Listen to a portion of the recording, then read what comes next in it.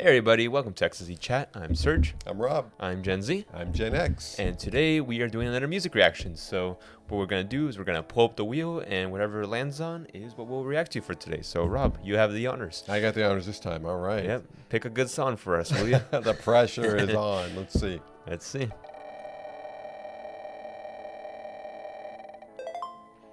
All right. We look like we got a Sabaton reaction. All right. We really enjoy Sabaton. Let's see. Night Witches. Witches. Okay. Sabaton. So with that being said, let's pull up the video. All right, guys. So we pulled up the one of the top rated videos, which was the Sabaton Night Witches. It has over 4 million views. What we're going to do, of course, is before we react to the music video, we're going to scroll down to see the historic fact. So we know what this is about, of course. So let's see. Historic fact. A total of 261 Russian women served as pilots during the lifetime of the 588th Night Bomber Regiment in World War II. They were nicknamed Night Witches for their stealthy attacks. 32 of them died in service. Interesting. So it's about these quote unquote night witches who were basically women Russian pilots. Yep, who served as bombers, and they would bomb basically and they're good at it because they're stealthy. Yeah. So let's watch the video and react.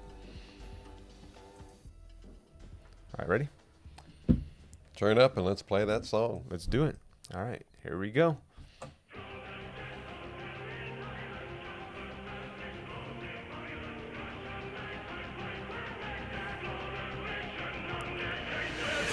There we go.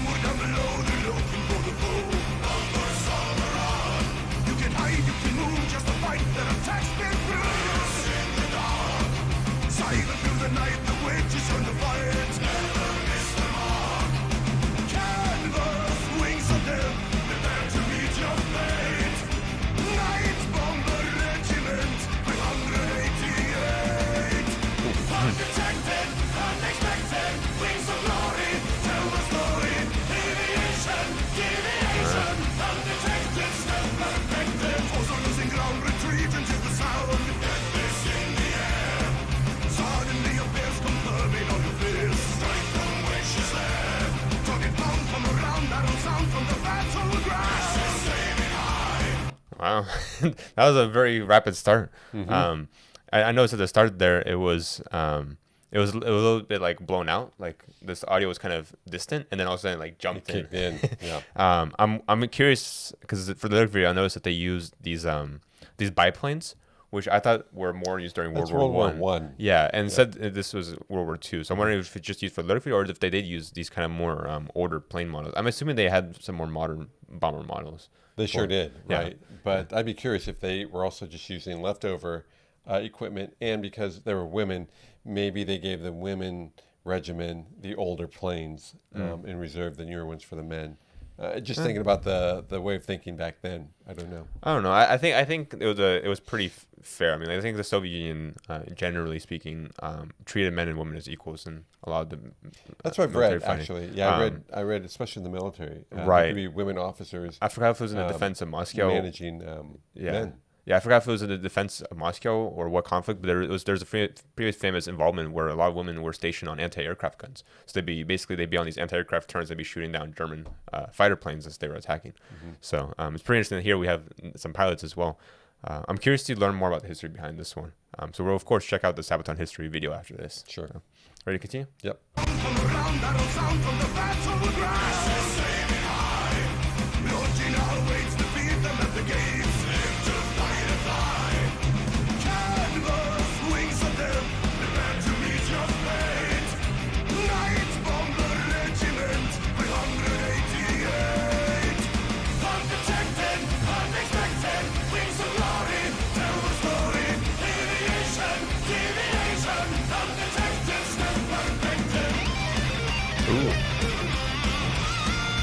There we go, the guitar coming in.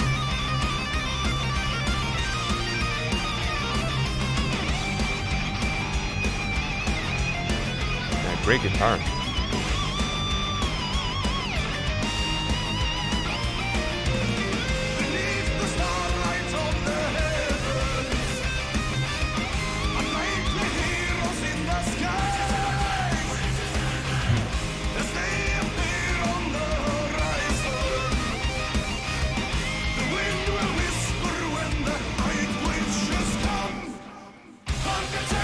Ooh, I like how they dropped the instrumental of that part. Really putting it in.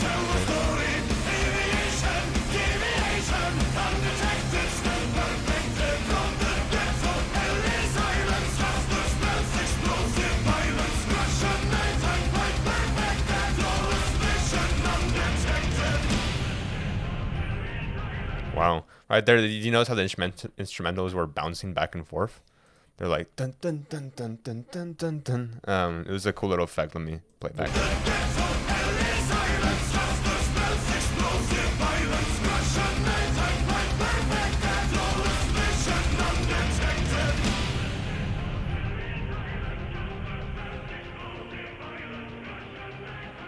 I like the lyrics that when they sing "Axis aiming high," so the Axis power is the enemies shooting up in the sky Ah, to the trying to shoot down the bombers, right?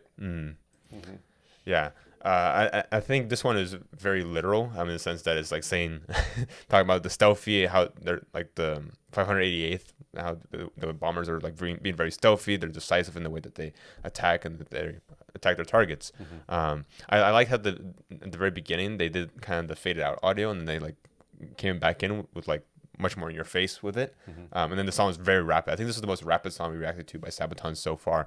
And then at the very end of the song, you notice how they also went back to that faded sound. Yeah, they did. So it's as if it's like fading off into the distance. Yeah. And what that reminds me of is when a bomber plane like fly by. It's just flying in the distance. You'll hear it like very slightly, and then as if it's flying by, it's like very loud, and then it's flying back away. You start to hear it fade out again. So it's almost as if the song is like one of those planes flying by you. So, and you, with the sound of that, and you bring it up, it just made me think about, with this being the official video, coming back to your original question, I wonder why there were biplanes here, because bombers, I think of bigger planes. Right. Not these. Now, in World War One, these biplanes were used to bomb trenches. Yep. But at that time, it was done in a sloppy manner and just dropping bombs where you could and hopefully hit your target where you wanted. But in World War II, there were actual bombers, and they were pretty big beast-like planes, unless. Because they're very stealth, these maybe were quieter, but they were. Oh, that's a good point. Yeah. Yeah, I'm curious, but even still, with the propellers, they wouldn't be as loud, and the vibration wouldn't be as great, or the noise wouldn't be as thunderous. Maybe they use these at night because they were more stealth-like. Right. I'm not sure. Yeah. Interesting. If in fact they use the biplanes, and then they probably did, because Sabaton is or seems to be very accurate with their history. Right. Yeah. Right, and it's an official video.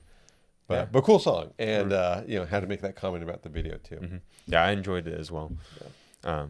I'm curious. Let's take a quick look, just to see. I want to take a look at sometimes at the bottom here they have like a Sabaton Net historic facts. So maybe we could take a quick look here and see. Sure. So yeah, it looks like there was in fact biplanes that were used. Interesting. Look at that. So that's why I said about the Soviet Union. I think they did treat men and women quite fairly in terms of like its military Compared to the West, they really compared to did. the West. Yeah, because other countries were not as liberal about having women also be able to serve. It says in the late 1920s and 1930s, the economy opened up for women in the workplace, and there was no job for which a woman could not apply. So that's an interesting fact that even that long ago, the Soviet Union had already advanced to the point where had taken that very progressive step in allowing any job to be dominated by a man or a woman. And at this time, American women were not even allowed to vote yet. Right.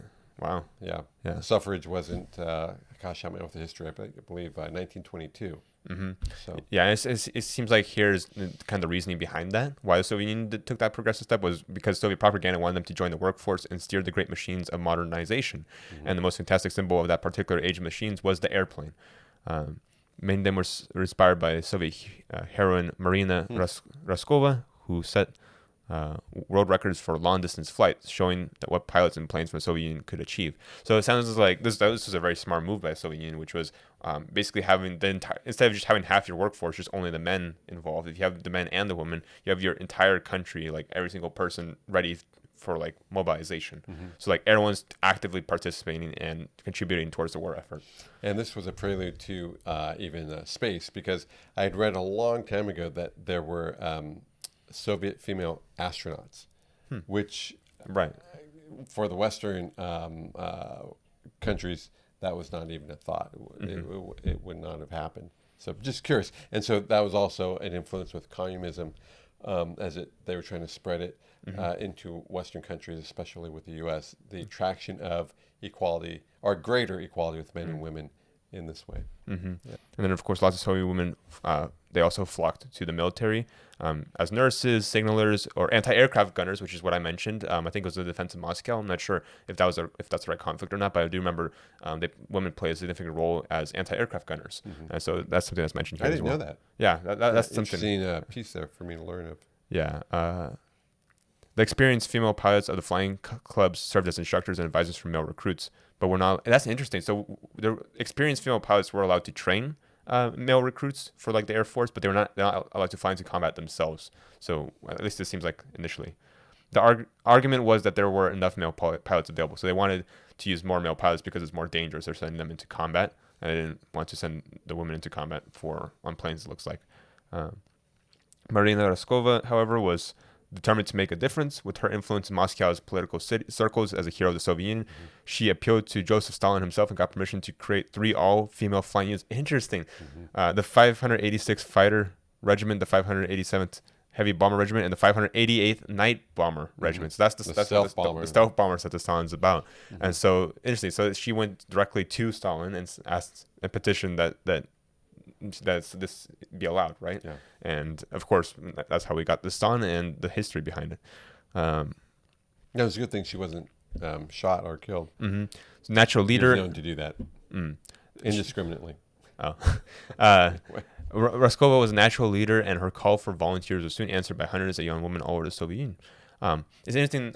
What this reminds me of, there was this one story where there's a woman who her husband was killed in combat, and she sold all their home and all of their belongings to save up to buy a tank. And she even wrote, I think, a letter to Stalin that was personally asking to be allowed to buy a tank. I remember you told me about this. Yeah. I think I mentioned this to you. And so she petitioned to Stalin for permission to buy a tank, and she was granted the permission. So she bought her own tank, and she served on that tank and I think it was known as Boyovaya Podruga or something, like fighting girlfriend. When she what was the tank was called. And after eventually she passed away, but after doing a series of pretty heroic events, and she was noted for getting out of her tank in active combat to fix up her tank. And then after she was killed, a lot of other tank crews, they would paint Boyovaya Podruga on the side of their tank. So they would inscript fighting girlfriend on their tanks as well, in tribute. So, yeah. Of all the women who volunteered to be a part of her regiment, she only selected the most experienced and the most talented. They needed lightning quick reactions and the ability to remain calm in battle, which is obviously very important. Those with less experience were put into the Night Bomber Regiment. Yeah. Interesting. These women needed the greatest courage of them all. So it's interesting that the Night Bomber Regiment, out of the 3 regiments, was the least experienced, it sounds like. But wanted to have the greatest courage. Right, yeah.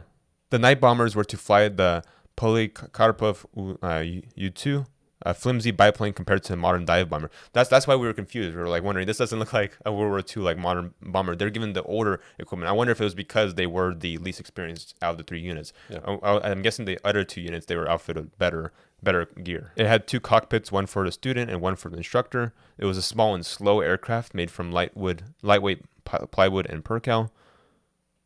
It was cheap to manufacture, unimpressed, and outdated. The Soviets nicknamed it the crop duster or the duck, while to Germans it was known as the sewing machine or the plywood Russ. Since it was totally defenseless and too slow to outrun any of the German fighter planes, it could only operate in the safety of the night, hence the name Night Witches. Interesting. So that they would attack under the cover of night, and you have to rely purely on stealth, because if you're noticed, you would be screwed because they're too slow to outrun anyone, and it was pretty much defenseless. And to be easily shot down even from the ground. Yeah. Here we go. You want to read that? Go ahead and read that. Why? I'm reading the whole thing. Come on, man. You got to do some reading too. All right. Have some, listen up here. All right. Despite Soviet theoretical ideology of equality between the sexes, Russian machismo was merciless. Wearing boots, tunics, and great coats way too large for them, since they were designed for men, the women were constantly mocked and teased by their male counterparts for their lack of femininity. They were only hardened by their determination, since to them a soldier was a soldier. Raskova ordered the women to crop their hair, and the battalion's commissioner forbade anything she perceived as girl talk and prohibited any sort of flirtatious behavior. Yeah. Makes sense to basically they just want to make sure everyone's focus is just on being soldiers, right? Not not any fraternizing between the two groups. Which I mean, I think in general in war and in all militaries that kind of just happens no matter what in most cases. Maybe not in like the elitist units, but in general that is quite common. Interesting. So I'm guessing this is an earlier like early war photo, because there's like, I mean, like there's the first half of the war, the Soviets, they had one type of uniform where the rankings would be on the collar, so they had these kind of like these kind of V collars, like the stars or something. Yeah, and they have like the rankings on like your collar, but the So problem, you can see them easily. yeah, so you'd be able to identify the rank of whoever you're speaking to, right? But the problem was that German snipers, they would also be able to spot and see who's a high-ranking officer, and they would shoot and kill them. So then the uniforms were redesigned in the second half of the war to have the rankings displayed on the shoulders rather than on the collar. So then instead of like this like kind of V collar, it just became like a standard like wraparound collar. And then they had shoulder boards, which is where you would have your rankings. And so of course the rankings would be facing upward, which means that from a distance you wouldn't be able to really spot as easily. Or difficult to see Versus if you're walking up to your superior, you're able to see because you're looking right at them. So interesting little subtle difference there in the uniforms. Interesting reason. It makes perfect sense for the change. They basically rebuilt their entire lives around the night. So they like their entire schedule kind of shifted to like the night shift, right? Which makes sense because that's when they were doing all their attacks. I like this statement. I got to read it. They were constantly tired and hungry, but they were being beyond proud of showing the Soviet Union that women could fly as well as any man. And with every successful mission, they earned more respect from the male pilots and officers. So they were gaining their respect by the results they were producing. That would not protect them from the constant danger they faced. They had no parachutes, since Soviet high command figured that in the case of engine failure, the planes could simply glide back to Earth. This totally disregarded the fact that the percale cotton fabric and plywood frame was highly flammable and could cause both pilot and the navigator to burn to death. To Soviet high command, that was still preferable to being captured alive by the Germans. In fact, those who were shot down or crashed behind enemy lines were expected to fight to the death, as capture was dishonorable to any Soviet soldier and would leave a stigma for the rest of their lives. That's, of course, something that is very famous, which is, I think Stalin had a couple of executive orders. One of them was no surrender. They're expected to fight to the death. Surrendering is considered dishonorable, and if you be recaptured after if you surrender to the Germans and then you get reclaimed back, you'd be looked down on for having surrendered to the Germans in the first place. And then that was one of his bigger orders, right? No surrendering. The other one was not one step back. So no retreating. Is another big order that was pretty famous for one of Stalin's executive orders. This reminds me here where it reads that they were highly flammable. And I remember as a kid seeing a movie, The Great Waldo Pepper, and it starred Robert Redford. And there's a scene where the plane crashed and the guy was burning to death and he was still alive. Wow. Yeah. Oh, I like this scene. There were many stories about these young women who came from many different backgrounds and who did share their own personal tales of heroism, tragedy, and idealism. Quote, "We were young and fearless. The fear came later." End quote. Interesting. Yeah. The fear came later. We were young and fearless. Yeah. The fear came later. It caught up with them after the fact, I guess. Yeah, maybe even the realization of what was I really doing?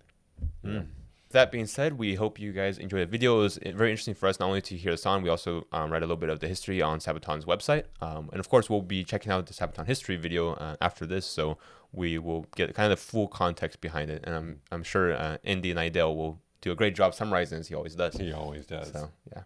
With that being said, did you enjoy this song, Rob? Great song. Yeah. And of course, from a really good group. So, yeah. Please, if I see Sabaton come up on the wheel, play that song. Yeah. We always are looking for more Sabaton. Because we enjoy the videos and also the history behind it. So with that being said, make sure you like, comment, subscribe, and hit the notification bell icon to stay up to date on future videos. If you have any songs you'd like us to react to, make sure you comment them down below. If they're not on the wheel already, I'll add them to the wheel. And with that being said, have a great rest of your day. You'll see you soon. All right, guys. Take care. If you try, you just